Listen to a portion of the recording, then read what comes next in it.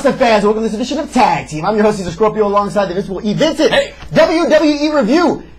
Jeez, they just keep coming here, one after the other. Good show, great show, better show, over and over again. Yeah. This show did not disappoint again. What starts it off?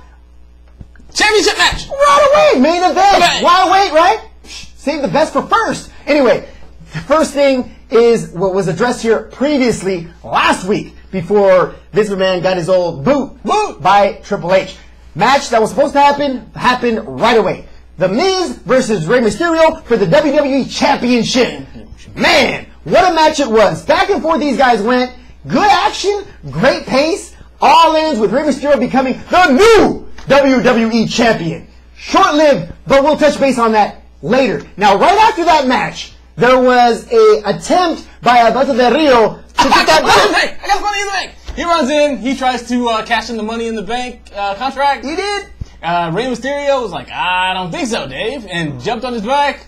Alberto Del Rio, Not too slow, Ray. he's like, he thought it over. He said, wait, maybe not right now. Too slow, Alberto. Too slow. And since they didn't ring the bell, he got away without cashing it in. He leaves with the suitcase still, rubbing the back of his head.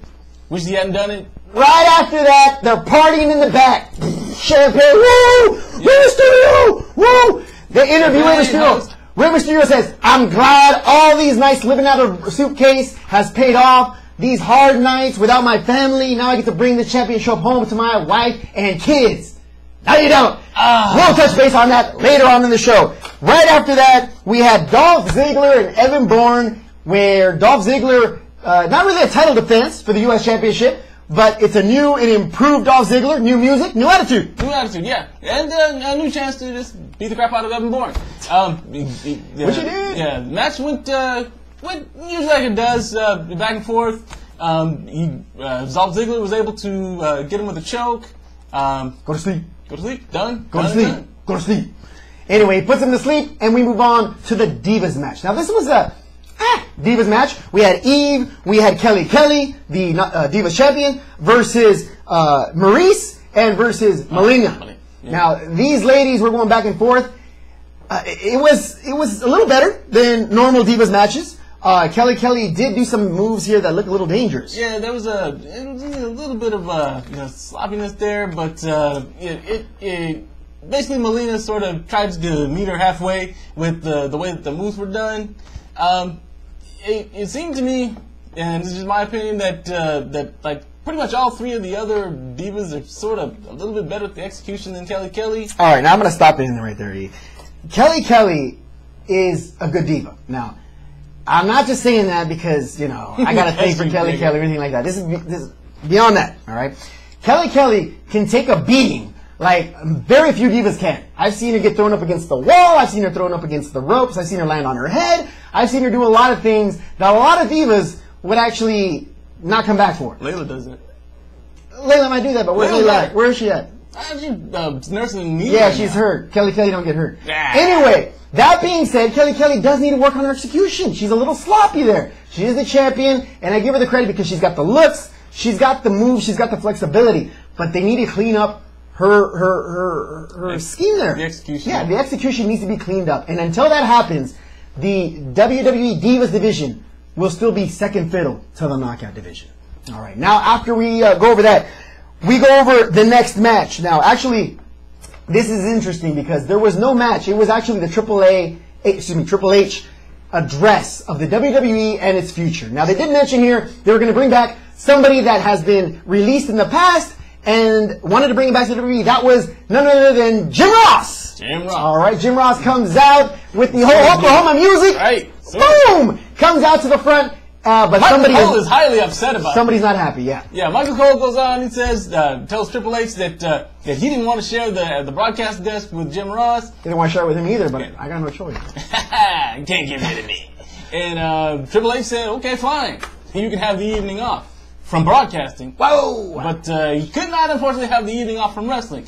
Turns out Michael Cole had to go into the ring and wrestle against Zack Ryder. But Michael Cole didn't have his gear. It's hanging in the Hall of Fame because he's undefeated in WrestleMania, don't you know? Triple H had a fix for that. Michael Cole actually had to dress out in some of Triple H's game's gear. No, yeah. wow. Not with the water bottle and everything. Not a sight to see, but whatever. It happened, folks. that didn't happen after they addressed here a couple of other things. First thing is, they're going to have a second championship match for the newly crowned champion Rey Mysterio, because John Cena was robbed. He never had a rematch chance, so now he's going to get a title shot the same night that Rey Mysterio won the belt. Wow. Put that on the shelf. We'll come back to that. After that, R-Truth comes out. R-Truth addresses the fact that, are you going to be just like the guy before you? Are you conspiracy? Same problems? You're going to, same thing? Triple H does a nice little play on there, acts crazy himself. Yeah. He too was talking to a couple of little Jimmys. Talking to imaginary Jimmys there. So that ended up happening, but Triple H advises that, hey, I brought somebody back that wanted to face you right away. John Morrison, welcome back, buddy. Just in time for SummerSlam. John Morrison comes out, Starship Pain, boom! Welcome back, John Morrison. We have a fresh rivalry. After that, we had the Del Rio versus Kofi Kingston match, which was basically a warm-up match for the main event. Now, Del Rio, again, gets payback here on Kofi Kingston, gets the W, and in impressive fashion gets that armbar, and that's a wrap, right? That's pretty much the end of that match, yeah. Kofi Kingston was nursing that arm all through the match. Alberto Del Rio capitalized on it, and done and done. Boom, there you go, one and done. After that, main event. Now, we got the main event, number 2, John Cena versus Rey Mysterio. So Rey Mysterio has to battle John Cena and The Miz, and beat them both. And an attempt by Alberto Del Rio to jump in there, too. Right, why not? So, this, not to take anything away from the match, was a great match, okay? This match, awesome match. Guys going back and forth. What do you expect from Rey Mysterio and John Cena? Yeah, two consummate professionals. Both of them are used to playing hurt. You can't take anything away from either one of them in terms of professionalism or wrestling skills. The problem with this is that Rey Mysterio had the belt for all of an hour and a half. It seems that Christian had a dynasty compared to what Rey Mysterio had. Come on. You can't, you can afford to let John Cena not be the champion for at least a week. Come on. It gets ugly because not only is Rey Mysterio the first Mexican-American WWE champion, but then after the match, it happens that CM Punk shows up with the real belt and says, whatever you guys are playing for right there, that's nice and dandy, but it doesn't matter because this is the real deal. Which it is! Exactly. The guy has never been beat. So basically, Rey Mysterio battled all freaking 2 weeks for a belt that doesn't mean anything. Yeah. So technically, he was never even the WWE champion. Yeah. So if CM Punk's championship stands up, then he's the champion. There has still never been a Mexican-American WWE champion. Still this day. Because in my eyes, that championship doesn't exist. Yeah, it's super CM Punk's still around, and he has not been a month since he won it. So he still has the right to defend it. There you go. That's why Rey Mysterio has never been WWE champion. Way to go, WWE. Ow, my brain. Way to slip that under the rug there.